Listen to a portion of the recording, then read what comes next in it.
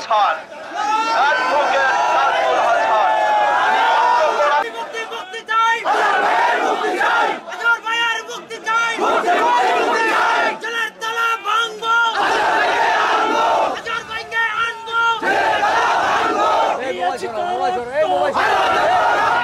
রক্তের বন্যায় দেশে তবে অন্যায় একটাই যুক্তি সংগ্রামী পটুয়াখালীবাসী, আসসালামু আলাইকুম ওয়া রাহমাতুল্লাহি ওয়া বারাকাতুহু। আজকে 6 মাস 10 দিন পরে বাংলাদেশ জামাতে ইসলামী আজাহার ভাইয়ের মুক্তির দাবিতে এবং নিবন্ধন ফিরিয়ে পাওয়ার দাবিতে, দাড়িপাল্লা ফিরিয়ে পাওয়ার দাবিতে আজকে সারা বাংলাদেশ ব্যাপী প্রত্যেকটি জেলায়, প্রত্যেকটি মহানগরে, প্রত্যেকটি রাজধানীতে আমরা আজকে রাস্তায় নেমেছি একমাত্র আজাহার ভাইয়ের মুক্তির কারণে। অন্যায়ভাবে বেলাবন্দি করে রেখেছে।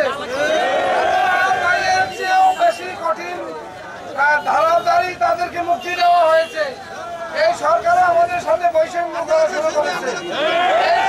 এই সরকারকে আমরা সহযোগিতা করবো ওয়াদা করেছি, কিন্তু এই সরকার সহযোগিতার ভাষা বোঝে না।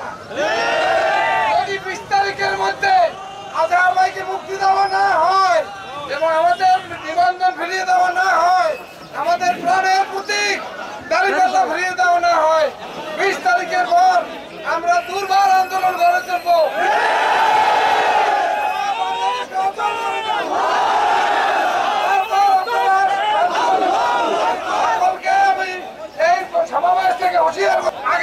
অন্যান্য রাজনৈতিক দল যারা আছেন তারা কোনো অন্যায়ের দিকে যাবেন না। ইসলামী এবং শিবির রক্ত দিয়েছে,